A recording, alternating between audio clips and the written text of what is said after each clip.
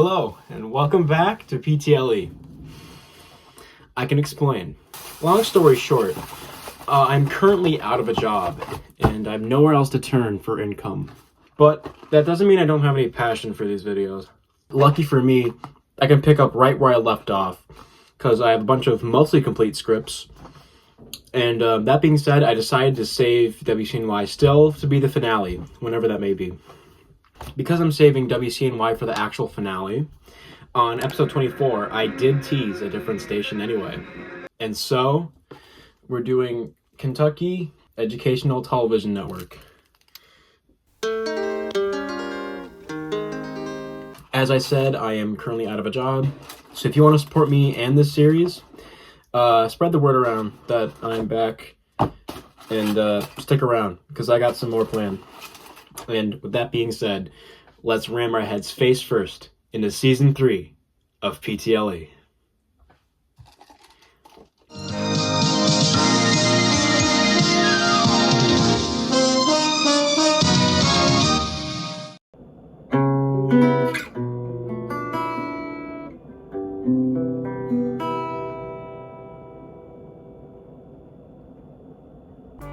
Field trip, Lexington, Kentucky.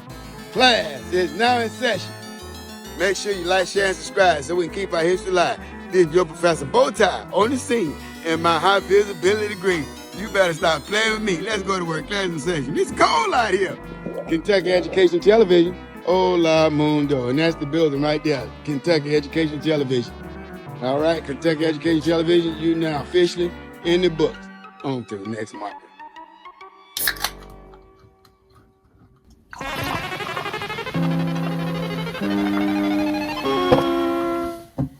I wanted to use a different drink for this, but I guess my family drank the ones I wanted to use before.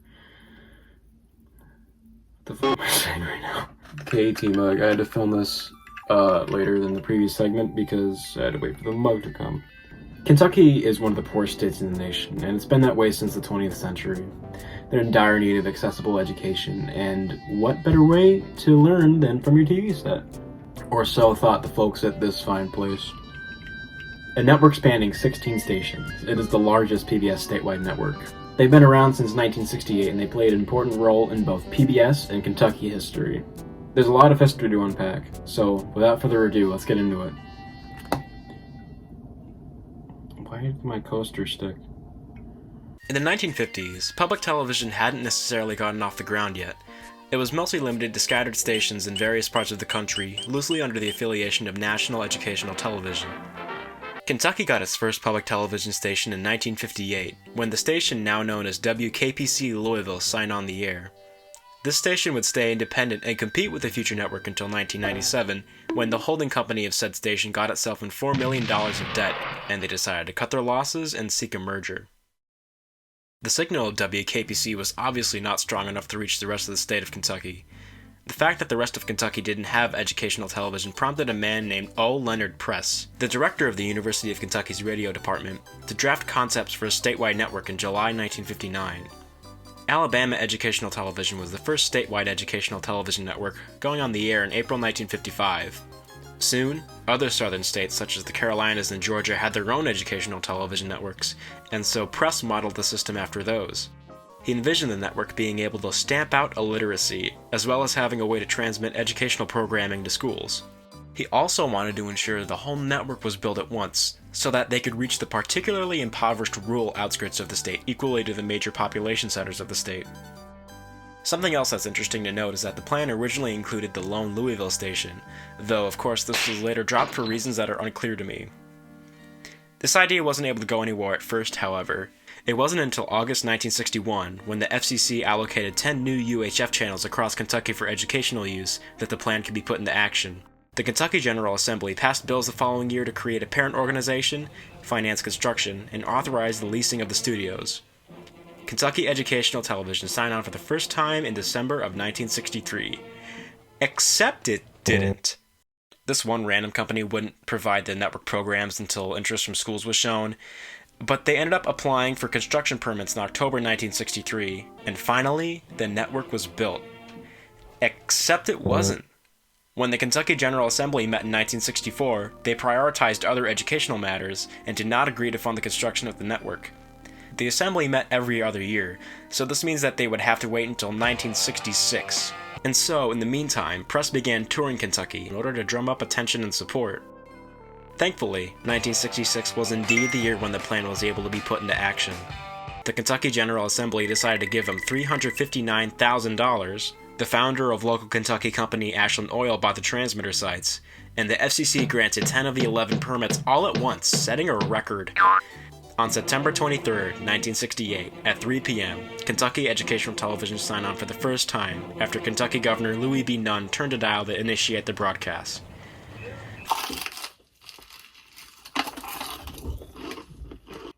And he gave me a spork. For a little over a year, the network operated exclusively to air programs that were broadcast in school classrooms. However, this was to give staff the time to train and prepare the studios for the evening broadcast that began on January 6th of 1969. KET became a PBS affiliate after NET crashed and burned, and began to create original programming in 1970 with their debut series, Kentucky Is My Land. Their output was primarily educational programming, but in the mid-1970s, they began experimenting with public affairs programming. This was sometimes met with controversy. However, educational media would still be a top priority and a top export of theirs when they began producing GED programs to help promote adult learning. I'm sure a very small portion of my audience is a fan of country, much less classic country, but outlaw star Waylon Jennings actually earned his GED by watching the 80s installment of the KET programs during his free time on tour in 1989. And yes, it's this Waylon Jennings. I was a dam builder across the river deep and wide. In the 1980s, KET's leadership, and Press specifically, began to have innovative ambition. KET experienced funding cuts that most PBS stations experienced in the early 80s. However, even with this in mind, they began a cable service in 1981. They also developed an interactive satellite TV system for schools in the late 80s, first using it in January of 1989. This even sparked international attention and interest in educators from countries like China and Kuwait. KET continues to excel and remains a key member of PBS to this day. If you'd like to learn more about KET's history, I highly recommend watching their own 50th anniversary special. It's free to watch on their website, and it goes into much greater depth than I did here. There's also this book that I saw while researching this video. I wasn't able to get my hands on it, but that might also be a good resource to learn about it. Their first logo was a real doozy. There's only one documented appearance of it so far, and the program it's from has not been confidently dated yet. However, from what we know, it was made sometime from 1970 to 1971, which would mean that this logo was likely used from then until 1973.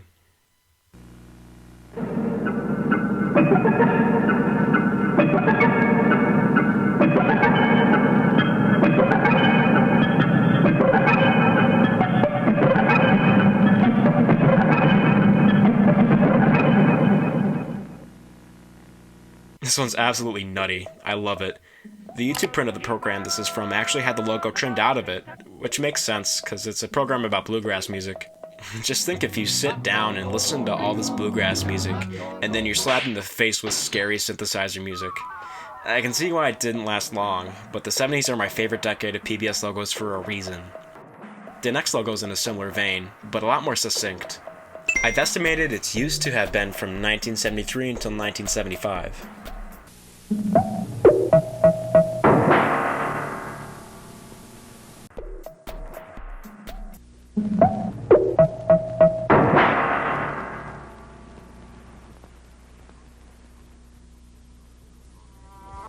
It's definitely a step up from the previous logo, the animation being more involved and the application of this delightfully weird style being much cleaner. A few years ago, before I was doing shit like this, I sampled this logo and made a beat out of it, and it's currently playing in the background of this video. During KET's first GED series, they had a special logo integrated into the show's intro. However, it's unfortunately very obscure, and we only have a small piece of it. From what I can gather, it's alright, but if not, a little bit rushed. After the 2 short years that the 1974 logo saw use, we were treated to a new logo, and it was used from 1975 until 1979.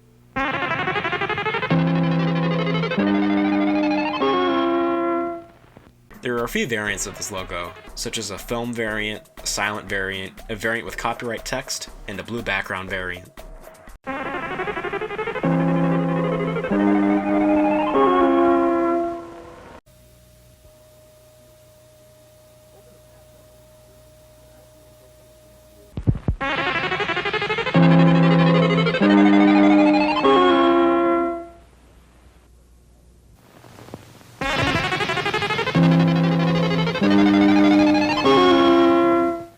Once again, feeling like an evolution upon the previous logo, this is honestly a very good logo.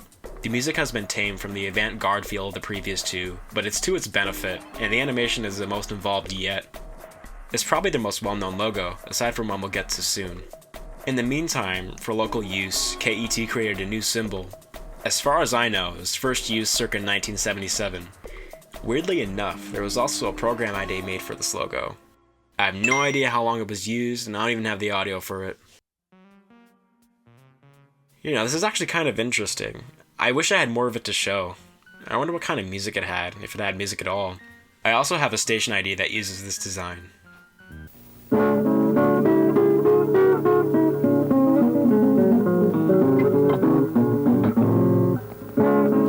This is Channel 46, WKLE, Lexington, Richmond, Kentucky.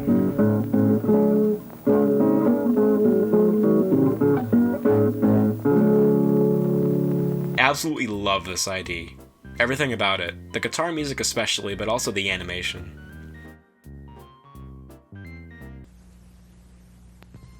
The following program is made possible through the combined efforts of Kentucky Educational Television and Eastern Kentucky University Television.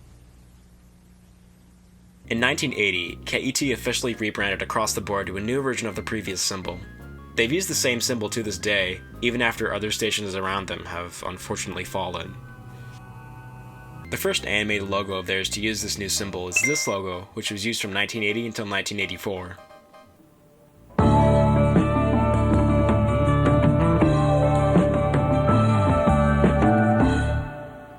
And there's also this weird slow version with credits music.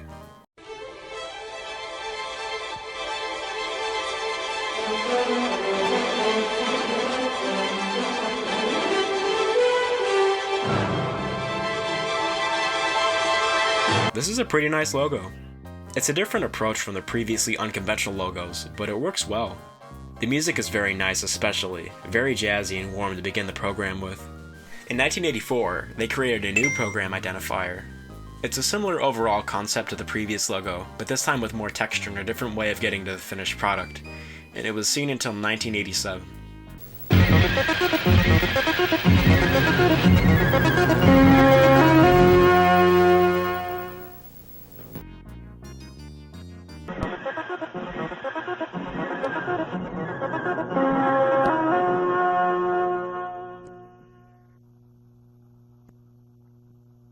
This one's decent, but the music has a weird feeling to it that I can't explain. It's definitely very 80s though, and it also has some station IDs from this era.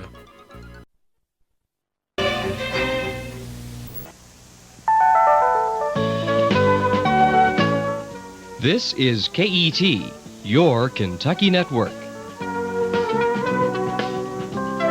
This is Channel 21, WKMU, Murray Mayfield, Kentucky.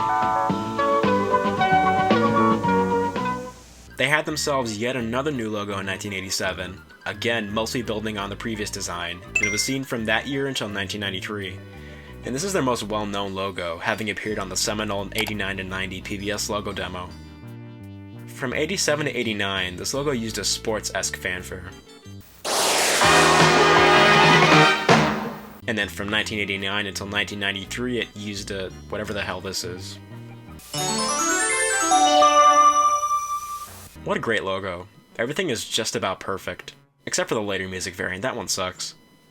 I have some station IDs from this era as well. For 20 years, this is KET, where the vision continues. This is WKHA, Channel 35, Hazard, Kentucky, and translator W09AX, Cowan Creek, Kentucky.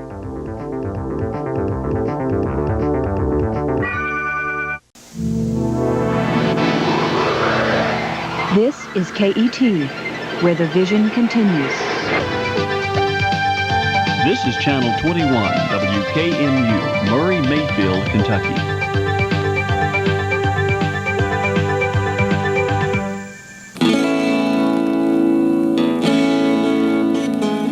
This is KET, bringing Kentucky together.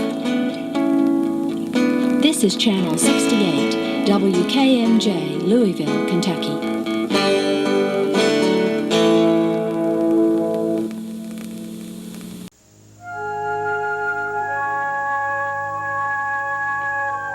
This is KET.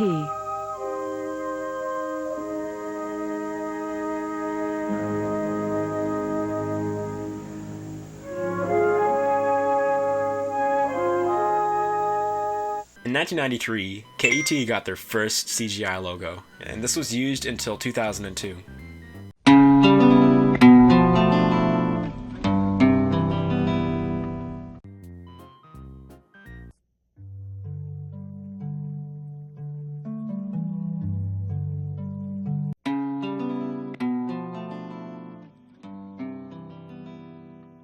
I used to dislike this one, but it's grown on me a decent bit as of recent.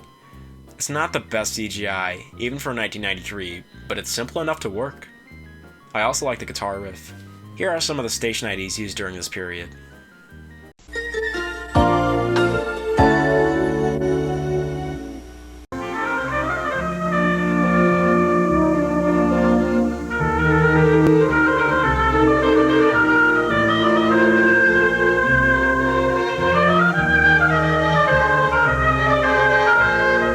You're watching KET, the Kentucky Network. This is Channel 21, WKMU, Murray, Mayfield, Kentucky.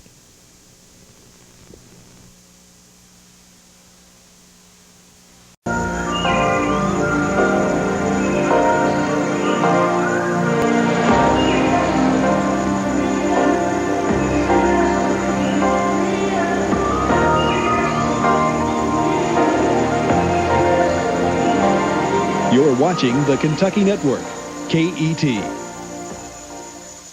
This is WKHA, Channel 35, Hazard, Kentucky.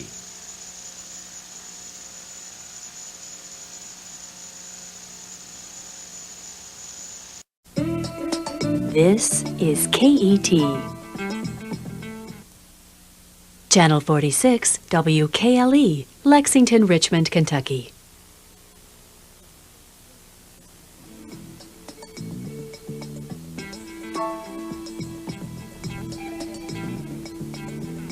In 2002, their program ID was updated yet again, and this iteration would be used until 2009. There are some variants with slight differences, and I'll play some of them.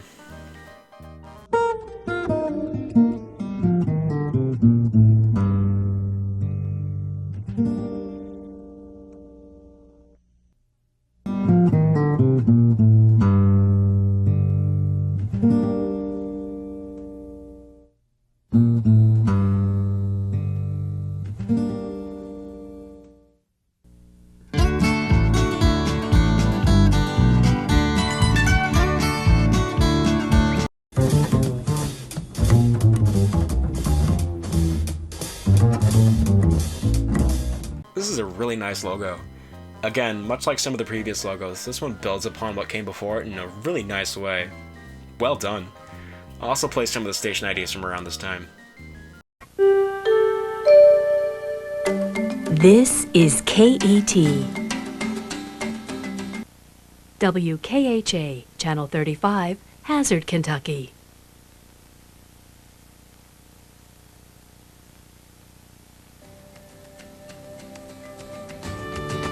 This is KET.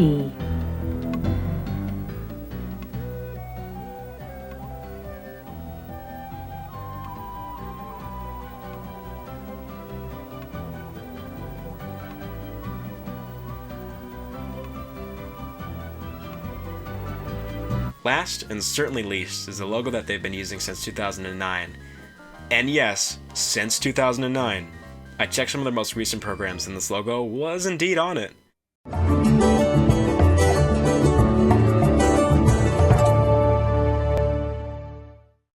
This is okay.